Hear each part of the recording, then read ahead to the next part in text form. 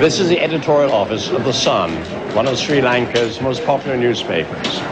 The journalists behind me are writing up tomorrow's edition. Stories of politics, sports, human interest, the kind of material that sells newspapers all over the world.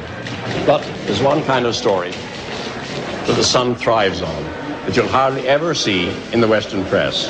And there are bulging files on it here. These are stories of reincarnation. They tell of young children who, often as soon as they can speak, talk about their real parents and their other homes. They seem to recall previous lives, often in such detail that they not only provide good copy for local journalists, but they persuade researchers all over the world that there's a phenomenon here worth investigating. Here's a story of a little boy, Ajit, who remembers drowning 5 years ago. And here's a story about a little 5-year-old girl who thinks she's a man who was killed in a road accident. But the story which most fascinates me is one that comes from the place I love most in Sri Lanka, the beautiful little bay of Unawatuna on the shores of the Indian Ocean.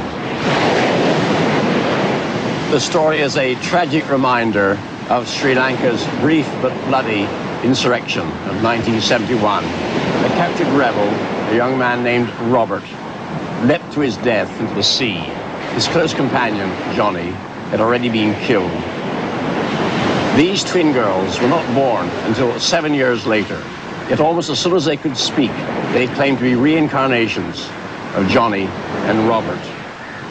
Shiromi recounts gruesome details of Johnny's death. Shivanti says she remembers leaping into the sea with her wrists wired together. Such stories are intriguing, but for them to be accepted as evidence of reincarnation, every detail must be checked by a trusted investigator. Journalist Delreen Vijayaratne covers many reincarnation stories.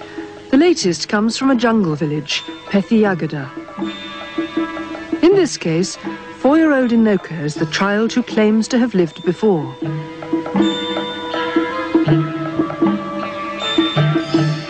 The story goes that when she first began to talk, Inoka told her mother, Rita Sriyani, that she had another family. They lived in a town called Minawangada.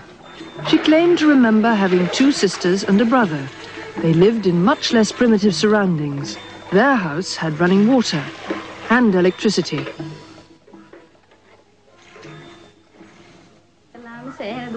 Inoka's mother says she'd never believed in reincarnation, and she certainly wasn't going to trek 6 miles through the jungle to Minawangada to check Inoka's claims.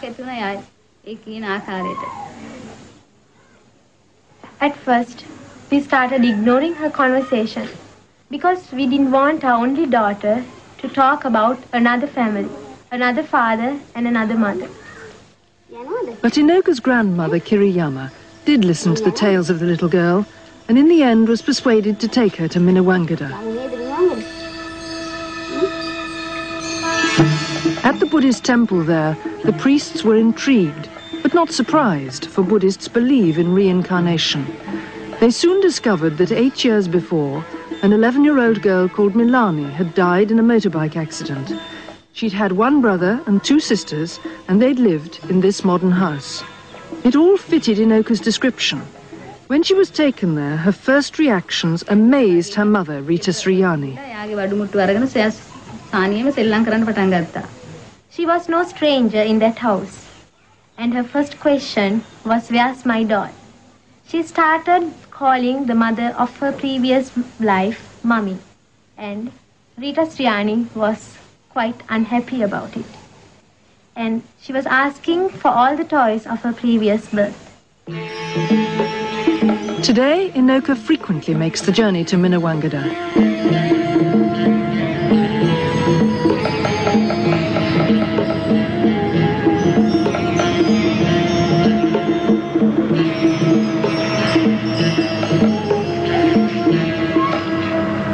Milani's father welcomes Inoka as a member of the family. Bandu accepts her as his reborn sister.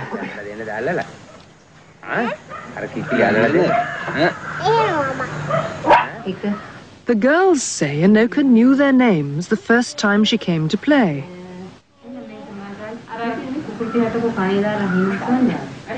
And she went straight to this cupboard for the dead girl's suitcase of toys.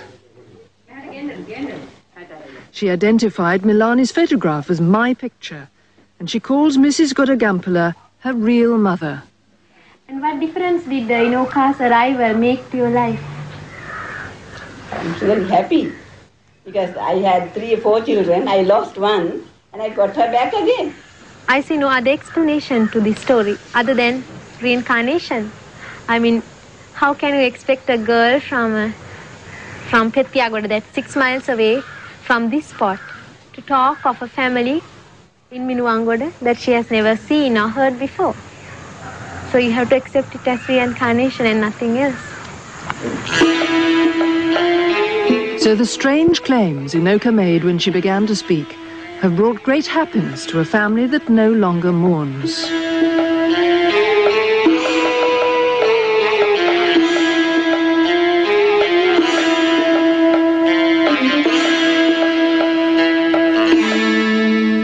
Stories of this kind are very rare in Britain.